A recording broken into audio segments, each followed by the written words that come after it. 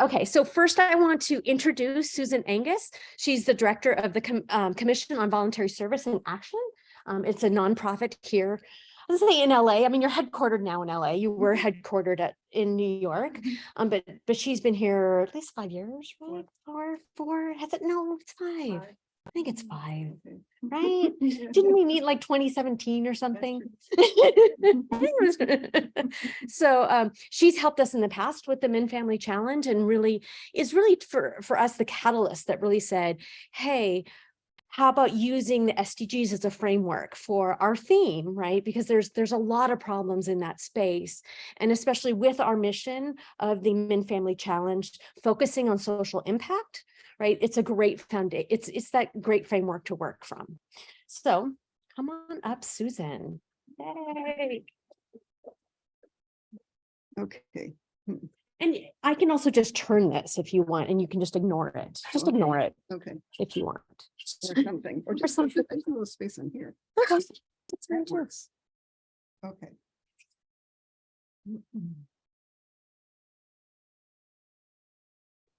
Hi.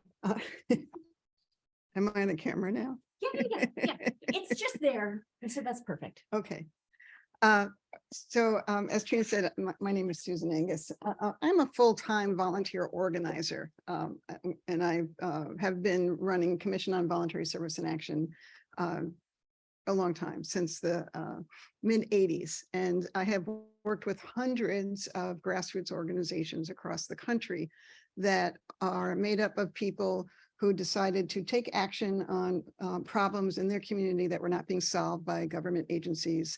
And that includes organizations that are dealing with disaster relief, organizations that are dealing with access to building sustainable agriculture, organizations dealing with legal justice, affordable housing, environmental groups, farm worker organizations that are bringing low-paid migrant and seasonal farm workers together to be able to have a voice and the power to fight for decent living and working conditions, and to also be able to fight for things like clean water coming out of their taps, which is one of the problems I'll be talking about, which doesn't exist for thousands, tens of thousands of migrant farm workers here in California and in other places in the country where their drinking water is contaminated.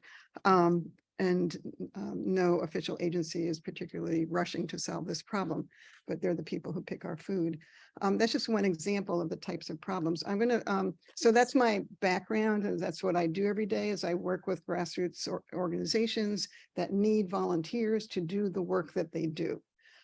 We publish this catalog, Invest Yourself, which might, I don't know if there's a slide for that. Oh, how do I move the slides?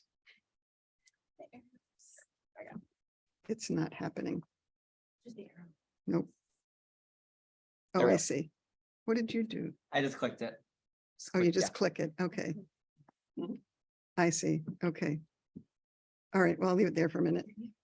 So Invest Yourself is a catalog, which I brought 3. Those of you who were here a few weeks ago, I recognize one face. Was anybody else here a couple weeks ago? No. Okay. The info section. Yeah, the info session. Okay. So I have 4 copies. Anyone who'd like one, I'm willing to make them available. This is a guide to close to 200 grassroots organizations across the US that we work with that are in this catalog because they need full-time or part-time volunteers.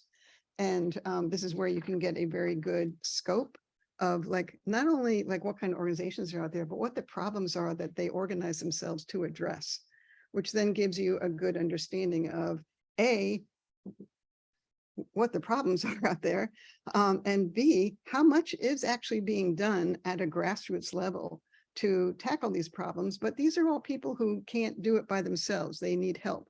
They need partners. They need people like you.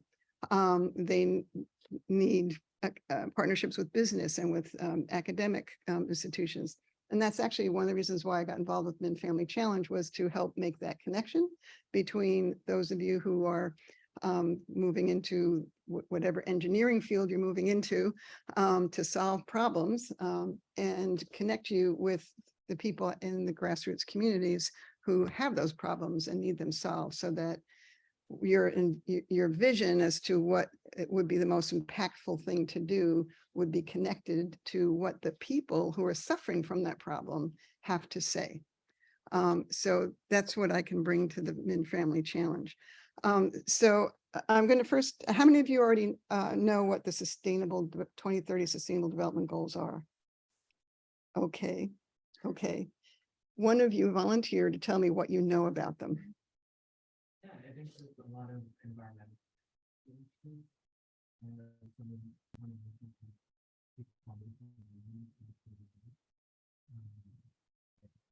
Okay. What do you know about them? I know sustainability is one of the goals. There's get rid of poverty. There's, I think it's hunger too. There's hunger. Okay. There's a whole bunch of. Yeah, there's 17 goals. Okay. All right, that gives me a good idea. Thank you.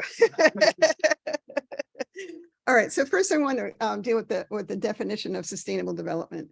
The official definition that the world agreed to back in 1987 in the world, a big conference held by the World Commission on Environment and Development, is development that meets the needs of the present without compromising the ability of future generations to meet their own needs. Now, if you think about that and look at how economic development, industrial development, the wealthy countries of the North have been developing over the last 100 years, have they been doing it consistent with that? I see one. Okay. Well, most of the world says no.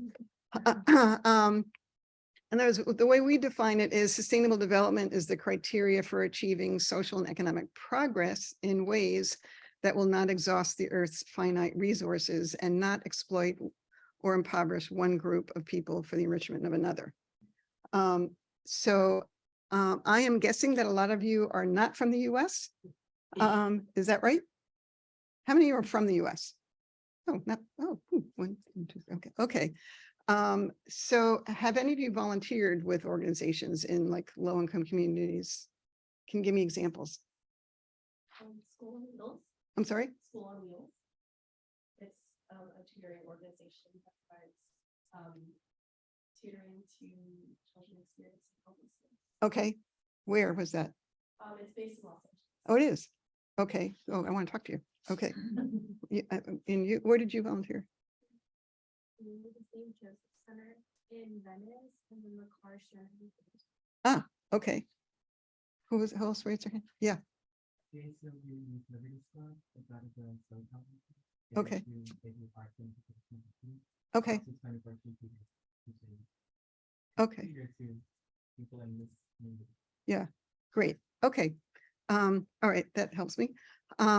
So this is the definition of sustainable development, and I want to take the time on it because often people think the word sustainable means, recycling, that's what it's about. And the word development is about developing countries. This isn't about the US, but it is.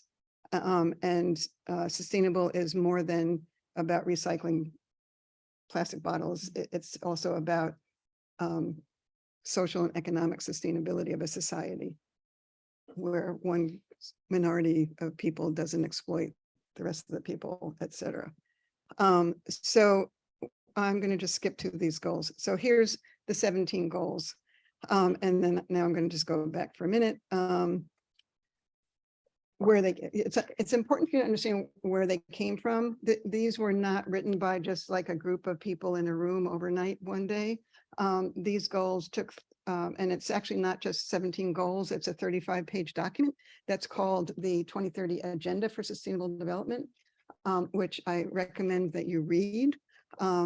It's inspiring, and it's being taken seriously by the majority of the countries in the world. Most people in the US have not heard of the Sustainable Development Goals because the US government has not talked about them ever since they were adopted, even though the US was one of the 193 countries, i.e. all the countries that are members of the UN, unanimously adopted these goals in September of 2015, and agreed that these goals were necessary for us to have a livable world, need to be achieved by 2030.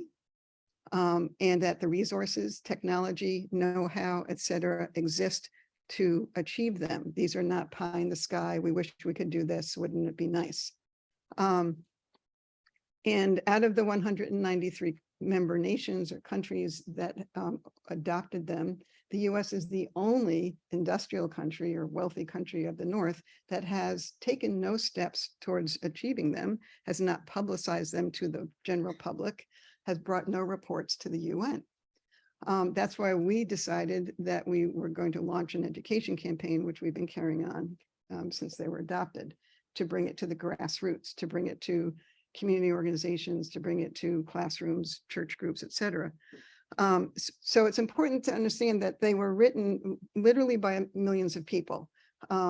It was a group, a working group that was commissioned.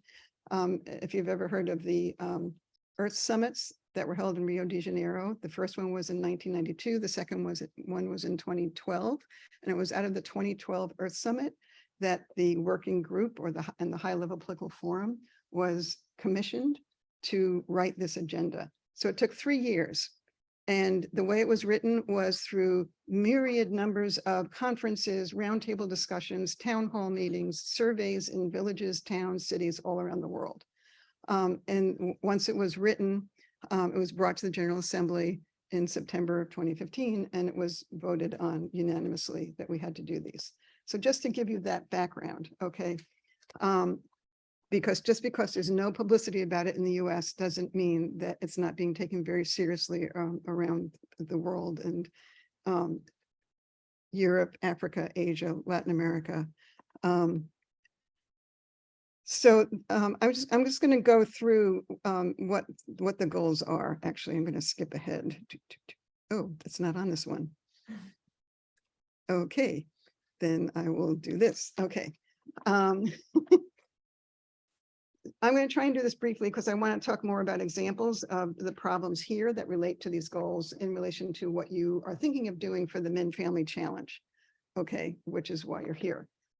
So first, I just want to say that in terms of, for instance, somebody mentioned hunger, that one of the goals was to end hunger. The actual wording, which is significant, is right. Okay. End hunger, achieve food security, and improve nutrition, and promote sustainable agriculture. That's different than saying we want to try and end some hunger, you know, for those who are hungriest. This is about changing a system of how food is produced, how it's distributed, who has access to it. It's not about more soup kitchens and more food pantries. It's about looking at the systemic cause of the problem, which also has to do, of course, with goal 1, which is end poverty in all its forms everywhere. And again, that wording is very important. It isn't just, we'd like to end, you know, the most extreme poverty in some places if we can over the next 50 years, you know. It's end poverty in all its forms everywhere. And so, of course, if you don't have if you work 3 jobs and you still can't feed your family, which is the case for more and more people in Los Angeles and in every city and rural areas across the country, you're working 3 jobs, you still can't really meet all the bills. You choose between having nutritious meals on the table or paying your water bill or utility bill, you know, or getting, you know, new sneakers for your kid who really wants new sneakers for school. You're choosing, or not getting all the medication that the doctor says you need, et cetera. That's a reality for the majority, growing majority of Americans currently. And so, of course, to then achieve goal 2, we have to achieve goal 1. And then if you, let's go to, you know, clean water and sanitation, which is a very big deal. And I'm going to talk a little more detail about it. So that is ensure availability and sustainable management of water and sanitation for all. Now, does anyone here already know anything about the water problem? Aside from we're in a historic drought, which I know everybody knows because that's in the news. We've been in a drought for many years. But being in a drought does not mean there's not enough water if it was managed correctly. Which I'll talk about. Anybody have any insights already on what some of the water problems are? Yes. Like they have the those RO systems. They're trying to scale it up, but then they're also trying to look at different technology to actually make it affordable. Can you tell me what an RO system So is? like reverse osmosis Oh, for water purification. for water for purification.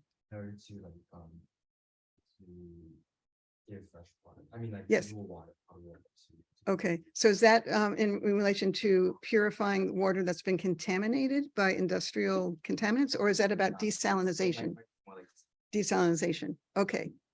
Okay, is that something you're interested in? I've yeah. Okay. Okay, so let me give you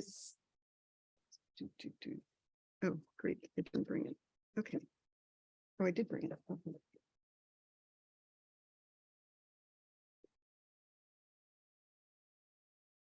So for an example, I mentioned, farm worker, if you're familiar with Coachella Valley or San Joaquin Valley, where there's, it's like the biggest agriculture area in the country.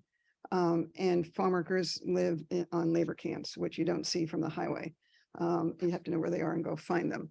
And there's a huge problem right now in terms of their access to clean water for a number of reasons. There's aquifers that are being contaminated and also drained.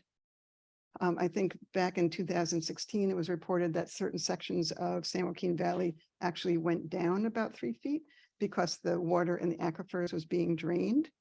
And so the land just kind of went down, which affects whether you can grow anything on it. So that's one source of water. And the other is all the water that gets piped in from the north. But one of the things that's happening is why is that water being drained? If you've driven up I-5 or if you're from any of those towns in the valley, you see all the oil wells. So there's a lot of oil wells, a lot of fracking. And there are movements across the world trying to stop fracking because it destroys the water system. And there's movies about it, documentaries about it, but they still do it because it's very profitable for those who have who own those companies and are pushing it. And so they use, but the thing is, it uses a lot of water. It uses like tons and tons of water, and they get to use that water. And just like companies like Intel up in Oregon, also they make the chips, right? So they use millions of gallons of water, like, every day, every week, and they get it from the same place that the people of the city that they're in, which in this case, I believe is Hillsboro, Oregon. They use more water than the whole rest of the town in Hillsboro uses, in the same period of time. And they don't pay taxes on it, and they pollute it when they use it, and then they dump it back in, and they're not responsible for purifying it. Or think of this, think of Nestle's, who produces the bottled water. All right. They pay something like, 1/2 cent, for the water that's in the bottle that you pay $2 for. There's more figures on it, which I have in articles and stuff. But my point is that it's a serious problem, and the solutions to them exist, but it requires policy change, priority change in terms of where money is allocated. And it does require some technical solutions that will be adopted on a grand scale or on a local scale. There's a community in Santa Ana, Orange County, and people in Orange County get their water from 2 sources. The wealthy communities get their water from the Colorado River. The low-income communities get their water from the aquifer. And their aquifer has now been proven, tests have been done, that it's been infiltrated with PFAS chemicals. Does anybody know what they are? They're called forever chemicals. There's a great movie about it called Dark Waters. So these forever chemicals are produced by companies like DuPont It's used in fire retardants. It's used in firemen's clothes. It's used on military bases. It's used in, they used to use them in Teflon. It's used in raincoats. It probably, if if you look at the things in your house, half of the things in your house have PFAS chemicals in them. And there, a report came out a few years ago that shows that 98% of Americans have PFAS in their blood, because it's been used and it's around so often, and so many people have contact with these. But it's also getting into the water, and that's when it like causes cancer, causes all kinds of illnesses. And so PFAS is in the water in low-income communities in Santa Ana, less than an hour from here, low-income community. And they're not really doing anything about it. And so low-income people who are day laborers, who are, domestic workers, service workers, they have to spend their income on buying bottled water, water purified, locally, and get bottles of it. They're spending their money. They also still have to pay their water bill, which has gone up. And so if they don't pay their water bill, it gets turned off. In San Diego, every year, about 15,000 people, families, households get their water turned off because the water rate has gone up 70% in the last 20 years. And so if people get behind 2 or 3 months, their water's turned off, which causes all kinds of healthcare problems. You can think of the problems, just think about how to keep your bathroom clean and flush the toilet and wash your food and wash your babies if you don't have running water. So these kind of problems exist now, in cities and communities across the US. So this is why we have been doing this campaign to promote the SDGs, because if our government at all levels, local, regional, federal, actually took these goals seriously, they'd be addressing problems like this. And so we are doing this, community education work to mobilize people for a push from the grassroots up, to demand that they be taken seriously and to offer solutions, offer proposals towards their achievement. So I want to talk about one other of these goals, which is the responsible consumption and production, which is also a biggie. And I'm going to give you an example of something that you might be interested in connecting with or come up with your own ideas. But this goal is ensure sustainable consumption and production patterns. And so this is about food waste. This is about environmentally sound management of chemicals and all waste throughout their life cycle, in accordance with agreed international frameworks. Reduce waste generation through prevention, reduction, recycling, and reuse, et cetera. That's what this goal is about. That is a huge problem. Number one, think of all the plastic in the ocean, because all the things that are made in plastic, they don't have concern, and there's no regulations that cause them to be concerned as to what happens to it after it's been used. So at the current rate of plastic ending up in the ocean, by 2050, we're going to have as much plastic in the ocean as fish.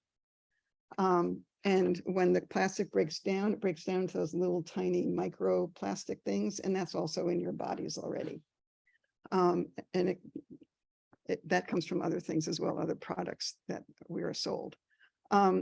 So I'll give you an example of something very innovative, something very creative that we're very excited about in relation to Goal 12. A woman on our board of directors named Christina DeBono owns an audiovisual company in Pasadena. We did a presentation about the SDGs to her whole staff.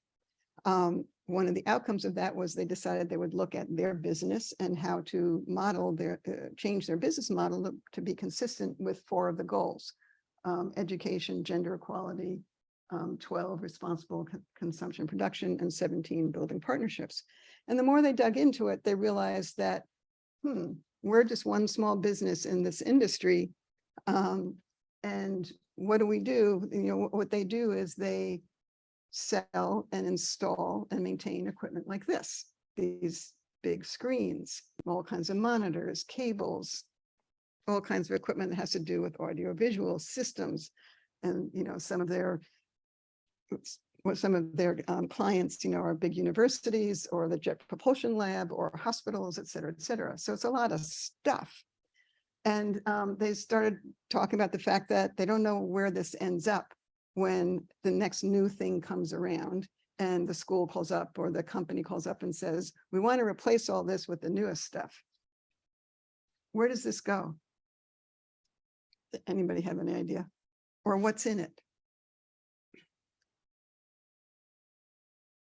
I'm sorry, what? There's a lot of reusable components in like technology that we just throw in. Right.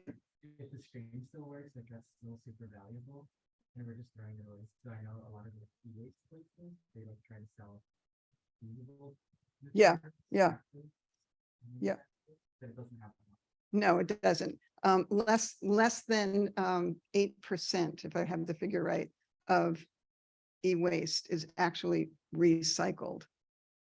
Okay, a large portion of it gets shipped to places like Ghana. There's a city in Ghana where there is literally mountains of e-waste. And what happens is people there who don't have other good sources of income go through this stuff and try and take it apart to find what they think are saleable things they can get money for. And it causes all kinds of illnesses, skin diseases, other serious health problems. I'm pretty sure Ghana's going to stop allowing that stuff soon. It's kind of like the US used to send all of its plastic garbage to China, and China finally said, that's it, we're not doing this anymore. You deal with it. So it's a serious problem because aside from it ending up in landfills, which means that there's chemicals in this stuff, which I'm not a chemical engineer. Somebody here might be able to run it down, or you can look it up, but there's chemicals in it. There's rare earth materials in it. So number one, that stuff's getting wasted and it's finite. There's just so much of this stuff in the earth. So what country are they going to go dig up and pollute next to find more rare earths because they're wasting what they've already used? The chemicals in it, are toxic, except some of them are toxic and shouldn't end up in the earth. So the problem here, and the reason why Goal 12 is so important, is it's a call to the world, and each government that agreed to these goals agreed this is a problem, they would do something about it, of saying, before you produce these things and sell them, figure out what's going to happen with it when it's no longer needed. That's got to be part of the plan. Otherwise, we're not doing that. Remember that definition of sustainable development. We're just leaving our trash for the next generation to, get cancer with, and taking all of the rare earths out of the earth that we shouldn't be taking out. So I hope this gives you an idea in relation to each of these goals. Number one, they're interrelated. To achieve one, you've got to achieve the others. Number two, they call for systemic change. Okay, so you might be thinking, what do you want me to do about this? I'm just a student at USC. I just want to compete for this $50,000 and, do a project. This is like too much. Okay. Yes and no. So all change starts with a small group of people. All change starts with a good idea. And I actually just realized I didn't finish telling the story of my friend in Pasadena with the audiovisual company. What she did was she started a new nonprofit. It's called SAVE, S-A-V, small e, or Sustainability for Audiovisual. They have embarked on a program of organizing other owners of other small audiovisual businesses around the country, and when I say small business, like 25 employees, 15 employees, 50 employees. And they're building this nonprofit so that together, they can do education to everybody in the AV system, the AV industry rather, about the problem of where the audiovisual stuff goes afterwards. And so that they have the power to, hopefully, their goal is to influence and change, deal with the manufacturers and how things are produced, which alone in each individual company couldn't possibly do. you know, the people who make this stuff are not going to listen to one audiovisual company, but maybe they'll listen to 200 of them. And so that's why they embarked on starting this nonprofit. But they also are doing research, and they're doing offering webinars, et cetera, to people in the business, because even the professional, the big professional associations of the audiovisual industry aren't talking about this, have no program for it. So one of the elements of their organizing is that they're starting a sub-program called Save a Second Life. And they're doing that in partnership with my organization, CVSA, where every client that when they install the equipment, they're talking to them about making an agreement that when you feel you need to replace this, just let us take it. And they've actually set aside warehouse space. They will collect it, make sure it still works, and they will make it available to grassroots organizations that are doing disaster relief or doing healthcare or doing legal justice work, you know, et cetera, so that it's reused, because most of the stuff still has a life. It's just that people kind of wanted the newest stuff. And they don't make it in such a way that you just can replace one little component to upgrade it. They make it so you have to replace the whole thing. Okay, so that's an example of a project. I think it was David at the introductory session who said, you know, your project doesn't need to be starting some small business startup. It could be starting a nonprofit. It could be a project where you partner with an existing grassroots community-based organization and develop something that they will use, that then once they use it, or once your project, you know, is shown to be viable in a local area, maybe then could kick off to be on a bigger scale to be made available across the country. That's why I say don't get overwhelmed by the size of these problems or the scope of the SDGs, because if you do something successful locally, it can then be picked up and reproduced in other parts of the country. Okay.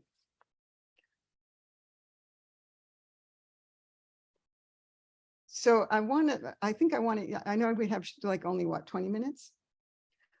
I'd like to hear something from you in terms of what things you're thinking of, you know, of areas of problems that you want to solve. What are your thoughts, so that I can gear the rest of what I tell you to things that you're actually interested in?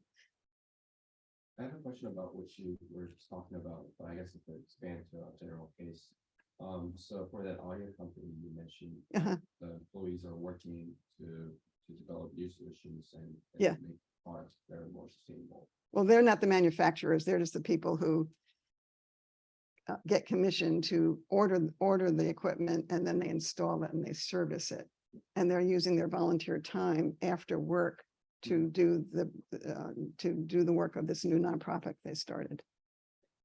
So I guess where I was going was, with that information in mind, one could potentially launch a competition between that company and another of her own, where now that she knows this company's their costs going up doing all these things, this person goes on to launch same kind of business or similar, and does the same thing with design and ordering to the manufacturers and you know, bringing products back at a lower cost.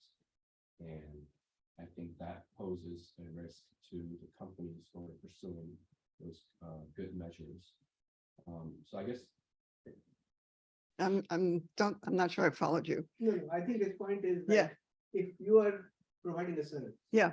But you're also spending some of your energy doing good for the environment. Good for Yeah. sustainability, Yeah, then you'll have a competitor who doesn't care about sustainability. that's right. and I understand what you're saying. That is undercut true. your price. That is true. Okay, well, that's why they're organizing and enlisting as many businesses as possible, appealing to their long-term vision, which I know isn't generally what's fostered in a capitalist system. It's all about, you know, make money fast and be damned with the consequences on the environment, which is how we got into this position in the first place. My experience so far in the work that we've done when we go to the UN, there's this annual conference every July at the UN about the progress or lack of progress, next steps, et cetera, on the SDGs. And they always have a big business conference during that. That's a day long. Is that more and more big companies anyway, are actually taking it seriously and realizing that you can't do business in a dead world, or a world filled with conflict, a world where we've destroyed half the environment, and where climate change migration is so huge. That they have to start looking long-term and changing their practice. And that understanding I've seen is growing. And I'm not saying it's, gonna. Yeah, but there's a real reason. I mean, this used to go to India. And kids used to disassemble it and get Yeah. the mercury and the lead and everything else. Right, The India banned it. It used to go to Bangladesh. Now Right. It goes to Ghana. And Ghana is gonna ban it. So we're gonna take it, right, okay? Right. It's gonna ban our places, exactly, okay? So sooner or later, the pressure is gonna come back on. right. Then they'll dump it in your backyard. Okay, now you may say that I'll just be 1 year behind you and I'll make all the money, okay? Yeah. That's good. That's possible. But that's also why some of this involves policy change, because we have to get government regulations and government policies to be consistent with rewarding businesses for doing the right thing rather than rewarding them for doing all the wrong things. There's a lot to say about that, but I'll hold. Yeah. And then hopefully there is the movement of kind of the PR pressure to do what's good for the environment. too. Right. So some companies are really taking that opportunity and saying, oh, well, we do this and this is like by being public about this, we're using recyclable products in our own products. Right. Then that's making it can be a positive PR. Right. Let me just give you another example. We went to Net Zero Expo that was held at the LA Convention Center last week on the 15th of September. We gave a presentation about the SDGs. In this expo, there were like 30 different presentations. We were the only ones that were going into depth about the SDGs and how to apply the business models of the businesses that these people are from to the SDGs. But we met a business that's based in Pasadena that produces these cups, which are totally compostable.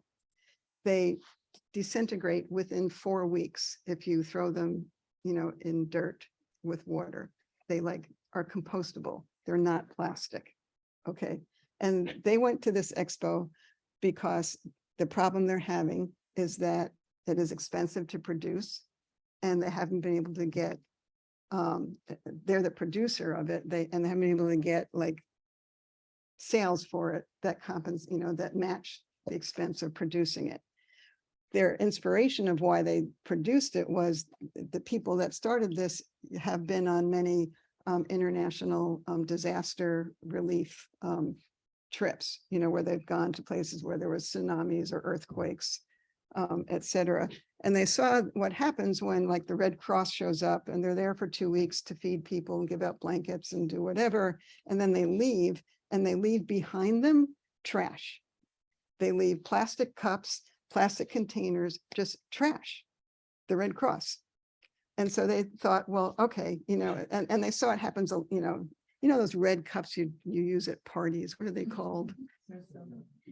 Solo, yeah, okay, fine. Okay, they end up in the ocean. Okay, they end up in your bodies. They're bad. Okay, and they're prolific. So this could replace those, and it ends up nowhere because it becomes dirt. Okay, so in looking for customers, they contacted the Red Cross and they, gave their pitch and they kept getting bumped to this person, that person, this person, that person. They finally got as high as they could. And the Red Cross just said, no, we're not interested. They just brushed them off, but they are part of the problem, but they wouldn't put the money into this, even though Red Cross has a lot of money. So it just got me, and so when we had this conversation, I thought, Min Family Challenge, maybe somebody at Viterbi could come up with a way to, produce this or market it or something, or partner with them in some way. And if they could produce cups like this that aren't plastic, we could be doing that with everything that's plastic and replace it. And that would be, that would help address climate change. It would stop the pollution, which affects all of us. And well, it does break. Anyway, you get the idea. So again, I'd like to hear anyone else talk about what you're thinking about in relation to Min Family Challenge, of ideas that you want to focus on, problems you want to focus on.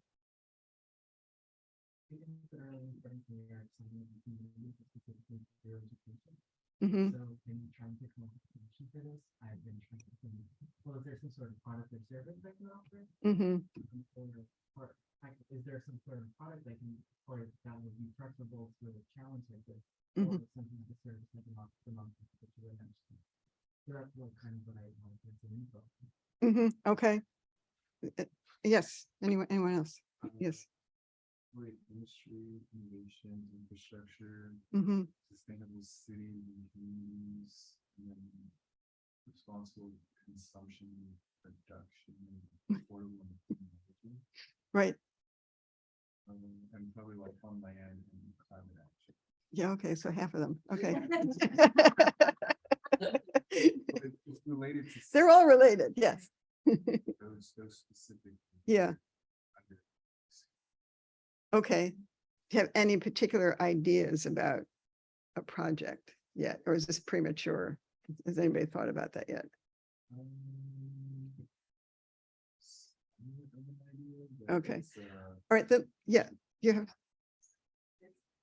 Uh-huh.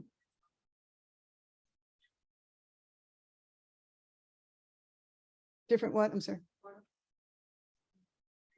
Porta potty. Oh,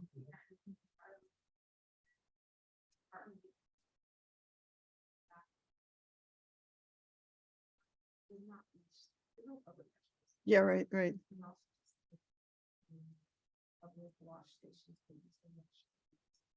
Right, right. Okay. Okay, that gives me an idea too. Okay, did you want to say something else? You had your hand again? Yeah, I really think that everything would be just short-term remedies and mitigations. Really, if you want a solution, there's only one solution, that is apply some sort of like trash tax to those manufacturers. That the tax that's not extendable, and apply enough tax that the price of those Mhm. wastable Yeah. Products, the prices are set higher than those. Yeah. compostable Yeah. ones. That's a possibility. That's again why my friend built an organization, because how do you win that policy change? It doesn't happen because you call up a few senators and say, we have a good idea, you should pass this bill. It happens because there's like a lot of work that goes into building a groundswell of pressure from the industry itself. So they have to win over the whole industry to then put pressure to get those policy changes. I also want to add by saying that if this system that we call capitalism were to continue, I think it would last as long as us, basically. I think we share the fate with capitalism because we live in it already. And once the system halts, there's going to be massive chaos and lots of problems, more problems. I think that's a whole different discussion. I'm not going to deal with that right now. Instead of trying to create, Stone Age solutions where like, oh, we all individuals do small things. Yeah. But we know about industrialization, and we know about mass production. We know how to bring costs down. All these things that we're trying to do that would eventually bring costs up will not work, and we will die with this system. Okay. Yes. I'm curious about your what you think about the healthcare industry. Yes. Hospitals, because when you're in a hospital, almost everything is like single use. Yes. And Yes. because you're dealing with stable person's life. Yeah. Or being sustainable. Absolutely. So I can't think of anything off the top of my head, but like those kinds of products. Yeah. What do you Yeah, that's a huge problem. I mean, during COVID, which is still going on, masks and gloves ended up, in rivers and streams and lakes and ocean all over the place because there wasn't a system. And I'm sure that So let me just throw this out. For you to develop these ideas, like for instance, there's people we know at Martin Luther King Hospital, which is in South LA, which deals with healthcare for low-income people. They're very concerned about all of these things. A conversation with them about that problem to get their input, like, talk to them about what would you need in order to, not be contributing to this waste? What products or what systems or what policy change or what, just get them to tell you. You see what I'm saying? And then you could develop it from there. You have to talk to people who are directly involved in the problem or, suffering from it or aware of it. And then they themselves can't, come up with a solution. Have you ever had like direct experience with any of your grassroots organizations? They all sort of contribute to the problem because they use this stuff and there's no, I'm not sure, to tell you the truth. I'd have to talk to some of them. I know I've heard this from all the medical groups as a problem. There's no way to recycle this. They know it's a problem. Okay, but if they're busy giving healthcare to low-income people, they don't have the wherewithal to figure out how to solve that problem. They just do what they do to get medical care to people. You see what I'm saying? That's what I'm saying. Talk to them and they'd give you the insight and I could connect you with groups, about that as an example. So I'll get you in a minute. That's the thing that I can help with is when you come up, when you have some specific thoughts of things like that, I can connect you with groups that you can talk to or visit that can help you refine that, including what you were just saying. Yeah. Oh, I just had I guess like a question, like through your experience dealing with people, I guess is interest a big issue for change? So as far as like, having dealt with all these grassroots companies, I don't know if you've asked them like their experiences dealing with other people. Is it more so, is it money, because it is capitalism, so money's important, or is it just, interest where, people with money don't necessarily want to spend money or time and find like these topics boring and just don't want to use their time to think about solutions? Or is it really just, or is it the easy solution? Oh, just ship it to God. You can move on with your day. Okay. So I work with not companies mostly, but grassroots organizations. Okay. These are the people who actually are doing the work they do because they believe change is possible and change is necessary. And that you have to bring together the people who are suffering from the problem so they have the political power to be able to affect the change. So to answer your question, it really depends on who you're talking, like, why do the people who own ExxonMobil, why for 50 years did they keep promoting the fact, trying to place doubt on what the scientists were saying about CO2 in the atmosphere and say, oh, no, that's not really happening. We can keep drilling and keep emitting CO2. It's okay. Like, why did they do that when it was not true? And now we're facing literally like cataclysmic, climate crisis. They make a lot of money. Okay. The real question is, why have we let them do it? And the answer to that comes back to organization, that, people aren't organized enough to affect the change. So this is like a whole other class or series of classes I do about organizing for change, which isn't really what Men Village Challenge is about.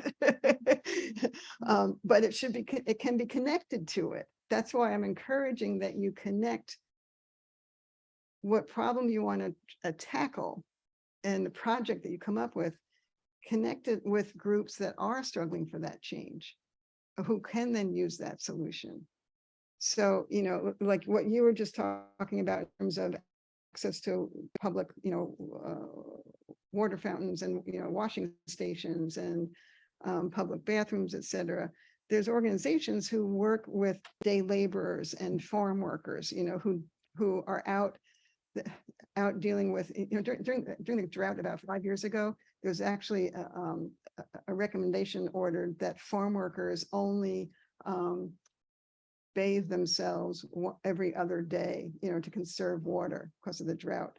If you're a farm worker, you're working in pesticides, and you better be, washing yourself at least once a day, if not more, because it ruins your skin and it's causes cancer, et cetera, myriad of problems.